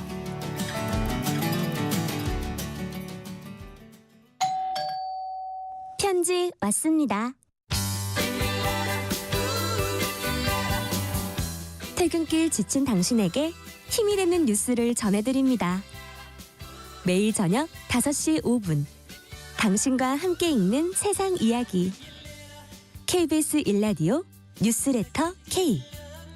지금 시각은 8시 30분입니다. KBS.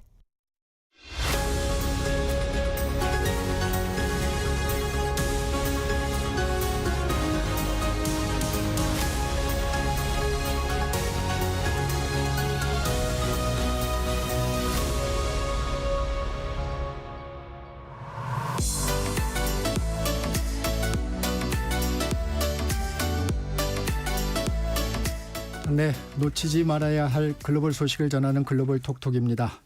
KBS 국제부 김양순 기자와 함께합니다. 안녕하세요. 네, 안녕하세요. 지난 7일 개막한 하얼빈 아시안게임 승전보가 좀 이어지고 있는데 선수들의 활약상 전해주시죠. 저는 스포츠 진짜 모르는데 네. 화면을 보면은 이 쇼트트랙에서 네. 너무 멋있게 속도도 진짜 끝내주게 들어가니까 보면서 막 진짜 손에 땀을 쥐게 하고 뭐 1등, 2등, 3등 다 우리나라 사람들 들어오고 이러니까 너무 멋있더라고요. 그래서 한국 쇼트트랙 팀 금메달 6개를 땄어요. 그리고 어제 저녁에 금이 환영했는데요. 이 대회에 쇼트트랙 대회에 금메달이 9개가 걸렸는데 이 중에 한국 팀이 6개를 수확했습니다. 대단합니다. 네, 아시안 게임 역대 이제 쇼트트랙 최다 금메달 획득 타이틀 기록을 썼고요. 이번 금메달 6개 외에도 은메달도 4개나 땄고요. 또 동메달도 또 3개나 목에 걸어가지고 우리 선수들 도합 13개의 메달을 수확했습니다. 특히 장소가 아시아 최대 경쟁국 중국이었잖아요. 사실 악조건도 많고 견제도 많았었는데 혼성 2000m 계주에서 첫 메달을 따고 우리가 또 이름 너무 유명하죠. 에이스 최민정 이번에 또 3관왕 했고요. 그다음에 남자 1000m, 그다음에 여자 1500m, 또 여자 500m 전부 다 고르게 골고루 다 메달을 획득했습니다. 아유, 대단합니다. 전통적인 강세 종목이 쇼트트랙뿐만 아니라 스노보드 등 설상 경기에서도 메달 소식이 이어지고 있다고 해요. 네, 스노보드는 또 더 멋있더라고요. 막 회전을 하는 걸 보면요. 네, 2006년생 차세대 스타가 19살 고등학생입니다. 강동훈인데 이 친구가 멀티메달을 선사를 했습니다. 스노보드 게임에서인데요. 슬로프 스타일에 이어서 개인 2번째 동메달 소식을 했고요. 네, 스노보드 팀은 또 이채훈이 슬로프 스타일에서 금메달을 또 따기도 했습니다. 아하, 네. 컬링은 어떻습니까? 컬링도 지난번 이제 올림픽이나 이런 부분에서 관심을 가지기 시작했는데. 그렇죠. 이제 저는 컬링하면 영미밖에 생각이 안 나는데 이번에 그 영미 선수가 막내였던 팀 킴이 선수가 다 바뀌었더라고요. 아, 그렇군요. 네, 세대 교체가 돼서 이 팀 킴이 여전히 지금 올라가고 있는 중입니다. 현재 2연승 거두고 있고요. 한국 남자 컬링 대표팀도 예선 3연승 달리고 있어서 지금 두 팀 다 예선을 진행 중인데 순항하고 있습니다. 그 주목받은 선수 중 한 명이 중국의 린샤오진이죠. 한국 국가대표였던 임효준이 그 전격 중국으로 기화했는데 활약이 대단합니다. 네, 임효준 2018년 평창올림픽에서 1500미 금메달 땄던 장면 다들 많이 기억하실 거예요. 근데 이제 동성 성희롱 사건으로 강제추행 혐의로 기소됐다가 중국으로 귀화됐어요. 근데 이게 사실 대법원에서는 또 최종 무죄 판결이 나왔거든요. 그래서 린세어진 즉 임효준 선수로서는 상당히 마음고생도 많이 하고 마음 아프고 중국에서 적응하는데도 많은 기간 힘들었다고 하더라고요.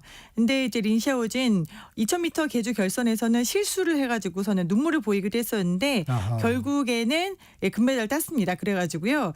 굉장히 눈물을 흘리더라고요. 시상대에 올라가지고 그동안 어려웠었던 점들이 좀 생각이 났었는지 중국에 있는 다른 친구들도 축하를 해주는 그런 장면들도 보였었는데요. 특히 이제 5,000m 계주 남자 5,000m 계주 장면 보셨을 거예요. 남자 선수들 우리나라 선수들 2명하고 린샤오진하고 또 숭롱이라는 중국 선수하고 서로 밀치기를 하면서 여러 차례 출발을 다시 했었거든요. 여러 차례 출발을 다시 하다가 몸싸움을 벌이다가 이제 린샤오진이 4위로 들어왔는데 린샤오진이 마지막 바퀴에서 박지원 선수 우리 선수가 이제 심판에게 실격패를 당했습니다. 반칙을 했다고 해서 그래서 3위로 올라섰습니다. 그 동료 밀어주기 의혹을 받은 쇼트트랙 중국 남자 대표팀 순농 한국 대표팀을 향해서 막말한 정황이 포착돼 논란이 커지고 있다고요? 네, 방금 말씀드린 그 5,000m 계주 네, 결승전이었어요. 네. 여기서 이제 린샤오진을 순룽이 뒤에서 이렇게 밀어주는 장면이 포착이 됐습니다. 근데 그러고 나서 이제 몸싸움이 너무 심했었거든요. 이제 경기가 끝나고 나서 공동 취재구역 나가면서 뭐 더럽다, 그냥 더러워 이렇게 고함을 지르면서 경기 결과에 이제 불만을 표현했다고 네. 하는데요. 이 부분에 대해서 이제 중국에서는 굉장히 아름다운 서로 팀 정신이 빛났다. 그랬어요? 네, 그런 보도가 나왔고요. 네. 그다음에 우리 쪽에서는 중국이 진행하는 경기라 하더라도 우리 쪽에만 반칙을 주고 박지원 선수에게 순룡은 그냥 넘어가는 거는 이건 스포츠 정신에 어긋나는 거 아니냐. 서로 지금 상반된 입장이 나오고 있습니다. 네, 유럽 얘기 좀 해보겠습니다. 유럽 각국 정치권에서 극우 성향 정당들이 바람을 일으키고 있는 것 같은데 상황이 어떻습니까? 네, 이제 트럼프 미국 대통령이 자신의 취임식에 유럽의 극우 정당 대표들만 초대했을 정도로 네. 굉장히 이제 극우 정당들 그리고 극우 국가 대표들 그리고 트럼프 대통령 간에 상당한 라포 즉 뭐랄까요? 서로 애정이 형성되어 있는 그런 상황입니다. 네. 근데 지금 이번에 스페인에서 유럽을 다시 위대하게라는 어떻게 보면은 마가 미국을 다시 위대하게를 본뜬 거죠. 네. 그런 집회가 스페인에서 열렸는데요.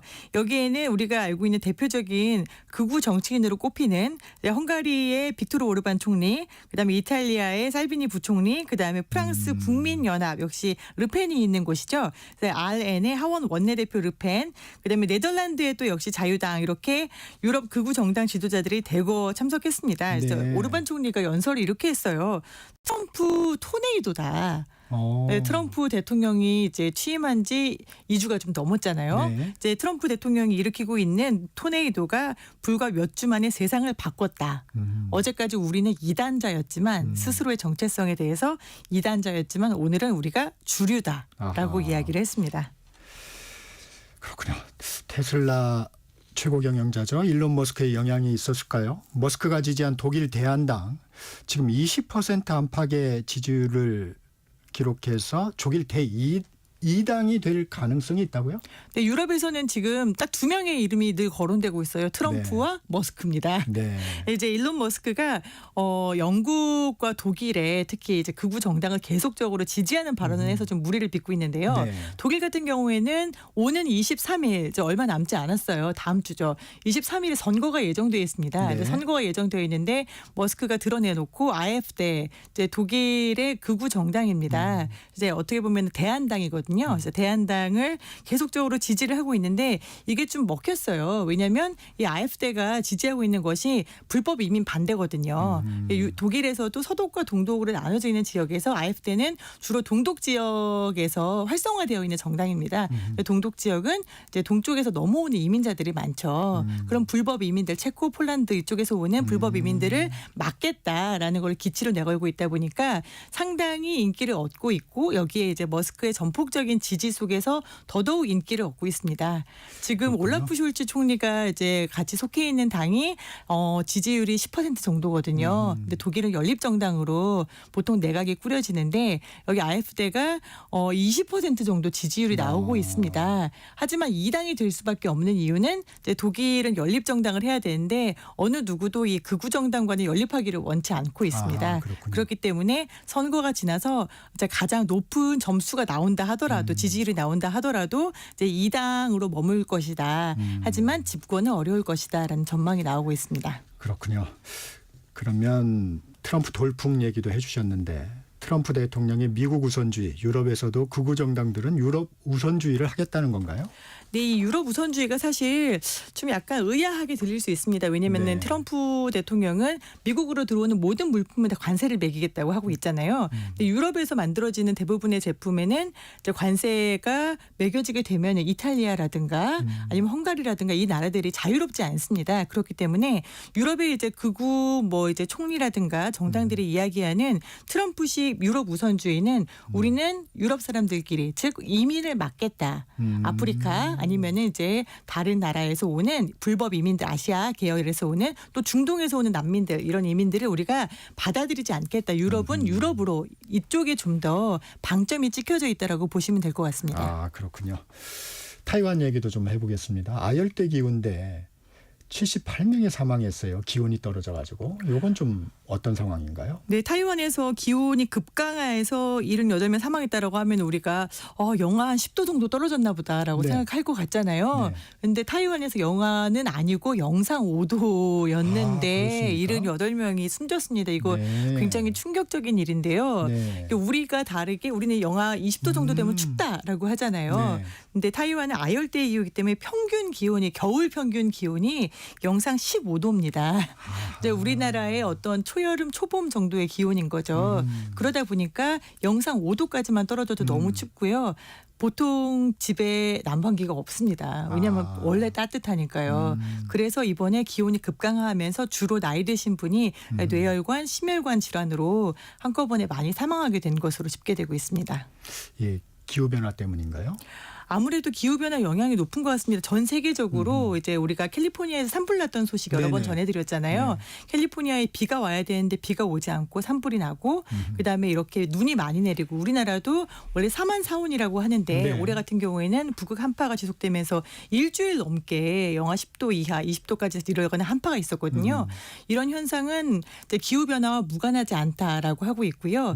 이번에 이제 기후변화를 이끌고 있는 모임에서는 이런 이야기를 했어요. 이제 우리가 넷째로 이제 산업화 이전보다 2도 이상 높이지 말자라는 목표를 세웠었잖아요. 파리 기후협약에서 이제 그 목표는 끝났다. 더 이상은 우리가 지킬 수 없다. 왜냐하면 우리는 이미 너무 많은 온실가스를 배출했다. 이런 성토를 하기도 했습니다. 가자지구 핫합니다. 팔레스타인 주민들을 주변 아랍국으로 이주시키자는 트럼프 대통령의 구상, 후폭풍이 거센데 먼저 트럼프 대통령의 구상은 뭡니까? 트럼프 대통령은 일단 기본적으로 태생적으로 부동산 개발업자잖아요. 네. 부동산 개발업자다 보니까 가자 지구를 이야기하면서 우리는 가자 하면 분쟁 지역 이렇게 네. 생각하시고 그다음에 우리 사회자께서도 두바이 특파원을 다녀오셨으니까 너무 잘 아실 텐데 네. 이 가자를 바라보는 트럼프의 시선은 여기는 부동산 개발지 이런 이야기를 많이 합니다. 실제로 리얼 에스테이트 사이트라고 부동산 개발 지역이라는 얘기를 많이 하고요. 이 지역을 또 바다를 이렇게 끼고 있는 아름다운 지역이잖아요. 가자가 사실 그 안에는 많이 폐허가 되어 있지만 바다를 끼고 있는 곳은 트럼프에게는 무조건 예쁜 콘도와 호텔을 많이 지어서 휴양지로 만들 수 있는 곳이다라고 느껴지나 봅니다. 그래서 가자를 미국이 소유해서 이거를 개발을 해서 휴양지로 아름답게 만들겠다. 라는 것이 기본 구상이고요. 중동 국가들이 그러기 위해서는 여기 살고 있는 사람들을 이주시켜야 되잖아요. 주변 국가들이 여기 살고 있는 팔레스타인 사람들을 받아줘야 하는 거고 만약에 받기 싫다고 하면 또 역시 거래의 달인이니까 네. 그럼 내가 가자 땅을 좀 줄게 너네한테 가자 땅을 주고 반대급부를 줄 테니까 어떻게 좀 해보자라는 것이 기본 구상입니다. 아랍국들뿐만 아니고 동맹국들도 반대가 이어지고 있어요. 지금 반발이 좀 심한데 어떻습니까? 아랍국들은 당연히 반발을 하겠죠. 팔레스타인 난민들을 쫓아내는 것뿐만 아니라 그 땅은 어떻게 보면 이스라엘이 중동 지역에 밀고 들어왔던 곳에서 팔레스타인인들이 살았다는 어떤 표식 같은 존재였으니까요. 근데 이 땅을 가지고 미국이 가져가 버리겠다고 하는 건 어떻게 보면 미국은 그동안 이스라엘 편을 들어왔는데 이스라엘이 중동에 어떤 맹주가 되는 거 아니냐라는 위협감까지도 느끼고 있는 것 같습니다. 그래서 중동 지역의 반발은 당연한데 여기에 대해서 독일, 프랑스, 영국과 같은 전통적인 미국의 우방국 그리고 서방국들도 이거는 인종 청소다. 이 지역에 멀쩡히 살고 있는 사람들을 내쫓겠다고 하는 거는 인종 청소는 이제 국제법상 형사법 문제가 되는 거거든요. 아무리 생각해도 인종을 청소해서 다시 돌려놓겠다라는 말도 안 하고 있고 이거는 범죄다, 반인륜적이다라는 그런 비판을 계속해서 이어가고 있습니다. 네, 오늘은 여기까지 듣겠습니다. KBS 국제부 김양순 기자였습니다. 고맙습니다. 네, 감사합니다. 정철시사 듣고 계신 지금 시각 8시 43분입니다. 이 시각 교통정보입니다. 서울 시내 올림픽대로 공항 쪽 암사대교에서 반포대교까지 정체입니다. 영동대교 부근 4차로에 있는 고장난 화물차 처리가 안 되고 있어서 주의를 하셔야겠습니다. 강변북로는 구리 쪽으로 행주대교에서 동작대교까지 정체인데요. 이 사이에 마포대교 1차로에는 고장난 차가 있고요. 또 한강대교 부근 3차로에는 사고가 있습니다. 경부고속도로 부산 방향 만남의 휴게소 부근 1차로와 5차로에서 사고 처리 중이라 일대 혼잡합니다. 사고 구간 지나서는 오산에서 남사까지 7km가량 더딘 흐름 보이고요. 평택 시흥고속도로 시흥 쪽으로 조암 부근에선 화물차 관련 사고 처리 중인데요. 지금 일시적으로 전차로가 막혀 있어서 뒤로 서평택 분기점 이전부터 정체가 극심합니다. 미리 다른 길로 우회하시는 게 좋겠습니다. KBS 교통정보센터에서 임초희였습니다.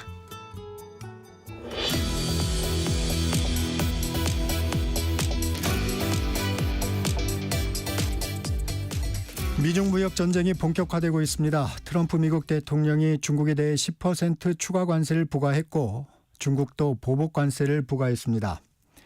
캐나다, 멕시코에 이어 중국, 유럽연합으로 관세 전쟁이 확대되고 있습니다. 이 같은 무역 환경의 변화, 우리에게는 어떤 영향을 미칠까요? 정적 인터뷰, 오늘은 무역위원장을 지내신 이재민 서울대 법학전문대학원장과 함께 자세히 살펴보겠습니다. 전화 연결돼 있습니다. 원장님 안녕하세요. 정 기자님 안녕하세요. 네, 관세가 세상에서 가장 아름다운 단어라고 했던 트럼프 대통령의 관세 전쟁에 전 세계가 비상이 걸렸습니다. 먼저 트럼프 행정부 출범 이후에 미중 간의 관세 전쟁 어떻게 주고받았는지부터 정리해 주시죠. 예. 여러 차례 보도가 됐습니다만 지난 2월 4일에 미국이 중국산 상품 전체에 대해서 10% 추가 관세를 부과를 했고요. 네. 일주일 지나서 어제 중국도 그 일부 미국 상품에 대해서 몇 가지를 정했습니다. 역시 10%에서 15% 관세를 부과를 해서 보복 관세라고들 이야기를 하는데요. 서로 지금 주고받기 관세 부과 조치를 시작을 했습니다. 앞으로 아마 계속되지 않을까 생각이 됩니다. 그런데 중국이 보복을 하면서도 강도가 그리 센 것 같지는 않습니다. 품목도 일부러 한정을 했고 협상 여지를 좀 남긴 건가요? 예, 아무래도 이게 미중 관계의 지금 상황은 상당히 수년에 지속되는 상황이고요. 또 아마 중국 입장에서도 미국의 이 관세 부과 조치가 장기적으로 어떤 식으로 또 어떤 방식으로 구체적으로 적용될 것인지에 대해서 조금 더 그 연구가 필요하고 아마 미국과 중국 간의 여러 맥락에서 서로 협의, 협상, 주고받기 논의가 진행되지 않을까 생각합니다. 아마 중국 입장에서는 조금 더 조심스럽게 일단 상황 관망 내지 탐색전이 시작되지 않았을까 한번 조심스레 생각해 봅니다. 이번에 관세가 부과된 품목 중에 좀 미국에 충격을 줄 수 있는 그런 품목은 포함되지 않았죠? 예, 그런 것 같습니다. LNG나 원유, 농기계, 픽업 트럭 등이 지금 언급이 됐는데요. 네. 아마 이 본격적으로 시작이 된 건 아니지만 중국 입장에서는 미국이 어느 정도 관심을 가질 수 있을 정도의 수준의 품목만 아마 조심스럽게 고른 것이 아닌가 하는 생각이 들었습니다. 네, 트럼프 미국 대통령 관세 부과 후에 시진핑 중국 주석과의 통화를 기대했던 것 같은데 이루어지지는 않았습니다. 그러고 나서 이제 서두르지 않겠다 했는데 예상대로 시진핑 국가 주석은 좀 만만치 않습니다. 캐나다나 멕시코처럼 금세 굴복하지는 않는 것으로 보이는데 어떻습니까? 네. 중국이 사실 2018년부터 이미 지금 7년째 미국과 이런 줄다리기를 하다 보니까 제 생각에는 나름 중국 스스로도 상당히 이제 내성이 생겼고요. 네. 미국의 대중 압박에 대한 나름의 전략이 상당히 구비가 된 것으로 봅니다. 이제 그러다 보니까 이게 이 일반 상품이든 AI 관련 그 품목이든 전자제품이건 반도체건 중국 스스로도 나름의 대응 전략이 있다 보니까 아마 이런 걸 토대로 미국과 하나씩 미국의 그 조치에 따라서 하나씩 두 개씩 이렇게 반응을 내면서 전반적으로 미국과의 큰 틀에서 협의, 협상 이 기조로 이끌어가지 않을까 하는 생각이 듭니다. 중국 그 WTO의 규칙 위반이라며 제소를 했습니다. 이 실효성이 있을까요? 중국이 미국의 보편관세 부과에 대해서 곧바로 이제 그날 WTO에 제소를 했거든요. 네. 그 양면적인 성격이 있습니다. 일단은 지금 미국이든 중국이든 정 기자님 전부 그 WTO 체제 하에서 움직이다 보니까 일단은 중국 입장에서는 이게 무역협정 위반이라고 생각을 하고 WTO에 제소를 하는 부분은 공식적으로 문제 제기를 표면화한다는 측면에서는 충분히 이제 의의가 있는 그 조치라고 생각은 듭니다. 네. 이제 그런데 문제가 WTO 분쟁 해결 절차에 시간이 오래 걸리고 그나마 지금 최종 심판 그 절차인 항소 절차는 지금 중단된 상태에 있습니다. 이제 그러다 보니까 이게 현실적으로 뭔가 의미 있는 결과를 가지고 오기는 힘들고요. 일단 그 상징적인 의미의 그 대응 조치다라고 이해하는 게 아마 좀 더 그 현실적이지 않을까 생각이 듭니다. 원장님, 미중 무역 전쟁 앞으로의 전망은 좀 어떻습니까? 예, 참 요즘 여러 가지 관세 부과 조치들을 보면 참 예측하기가 힘든 것 같습니다. 아마 미중 간에는 그 시간 끌기, 서로 논의와 타협과 협상을 전개하다가 어느 정도 수습 국면에 들어갈 것으로 생각은 됩니다. 다만 이 미중 양국 간의 타협이나 협상이 이루어진다고 하더라도 일반적인 상품, 그게 이제 우리가 일반적으로 교역이 이루어지는 여러 상품, 아까 정 기자님 말씀하신 것처럼 그게 농기계가 됐건 원유가 되었건 자동차가 되었건 이런 부분에서는 미중 간에 충분히 다른 나라와 마찬가지로 타협의 가능성을 찾을 수 있을 것이라고 보고요. 시간은 걸리겠지만 반면에 다른 품목들, 가령 요즘 많이 나오는 반도체, 또 딥식 때문에 이제 새로운 관심이 된 AI 관련 기술 품목들, 그 다음에 이제 미국이 특히 관심을 갖고 있는 양자 컴퓨팅 관련 품목들, 이런 부분들은 사실은 일반 교육 상품이라기보다는 일반 교육 상품이기도 합니다만 오히려 전략적 함의가 크고 미중 양국 간의 헤게모니 다툼의 핵심에 있는 분야거든요. 네. 그래서 제 생각에는 요 몇 가지 분야는 아마 미중 간의 타협은 힘들 듯하고 계속해서 장기적으로 경쟁 관계가 이어지지 않을까라는 생각이 듭니다.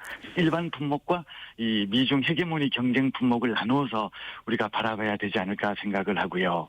우리 입장에서는 힘든 부분이 이 반도체가 있다 보니까 이게 미중 갈등 국면에서는 다른 품목과는 조금 성격을 달리하는 도전 과제가 우리한테 던져진다고 볼 수가 있겠습니다. 잠시 언급해 주셨는데 이 미중 무역 전쟁이 우리나라에 끼치는 영향도 좀 설명해 주시죠. 예. 보편 관세가 이제 부과가 되고, 중국에 대해서요. 또 이제 중국이 보복 관세를 부과를 하고 하는 이런 상황들이 사실은 우리한테는 여러 가지로 나쁜 영향을 초래할 수밖에 없습니다. 우리나라 GDP의 한 70%가 이 국제 교역과 연관이 되어 있다고들 하거든요. 그러니까 세계 1위 국가가 서로 관세 부과, 보복 관세 부과로 이어진다는 사실은 결국은 세계 교역 전체의 감소, 또 세계 경제 규모의 축소, 이런 부정적 효과로 이어질 수밖에 없고, 그 효과는 결국은 여러 국가들이 전부 부정적 효과를 받겠지만 특히 이 대외 수출의 의존도가 높은 우리나라가 상대적으로 더 큰 부정적 영향을 받을 수밖에 없는 구조입니다. 그러니까 이제 우리한테는 큰 영향이 장기적으로 있을 수밖에 없고요. 또 당장 직접적으로는 이 보복 관세 부과나 또 보편 관세 부과가 이게 중국에서 사업을 하는 우리 기업들, 또 미국에서 이런저런 사업을 하는 우리 기업들에 대해서는 결국은 이런저런 직접적인 관세 부과 효과를 받을 수밖에 없어서 우리 기업들한테도 큰 과제가 되었다고 볼 수가 있겠습니다. 지난해 통계를 보면은요, 중국으로 수출되는 우리나라 상품의 한 85% 정도가 중간재 상품이라고들 합니다. 중간재 상품은 결국은 그게 우리가 중국으로 수출을 하면 그 부품이나 여러 상품들이 중국이 제조하는 상품에 포함이 되고 그게 이제 주로 미국으로 가게 되는데요. 그게 차질이 생긴다는 얘기는 결국 우리나라의 중국으로의 수출 이 부분도 직접적으로 영향을 받을 수밖에 없는 상황을 암시하는 부분이다 보니까 큰 직접적인 영향도 우리한테는 곧 다가올 것으로 생각을 합니다. 도널드 트럼프 미국 대통령은 또 미국에서 수입하는 모든 철강과 알루미늄에 25% 관세를 부과하겠다고 밝혔는데 우리나라도 철강을 많이 수출하지 않나요? 참 놀라운 조치인데요. 철강 알루미늄에 25% 관세를 부과를 하겠다고 이제 어제 발표를 했고, 당연히 이제 우리나라는 미국의 철강을 수출하는 주요 국가 중에 이제 하나입니다. 이 미국으로 철강을 수출하는 국가들이 주로 캐나다, 멕시코, 중국, 브라질, 그 다음이 우리나라입니다. 그러니까 4위, 5위를 왔다 갔다 하는데요. 그러니까 이러다 보니까 25% 관세 부과는 사실은 우리 철강업계에 크게 보면 우리나라의 대미 수출에도 큰 영향을, 직접적인 영향을 곧바로 초래할 수밖에 없고, 이제 트럼프 2기 행정부 출범 이후 우리나라를 사정권에 포함하는 첫 번째 조치라고 볼 수는 있겠습니다. 네, 원장님. 트럼프 대통령은 또 곧 상호 관세를 발표하겠다고 했어요.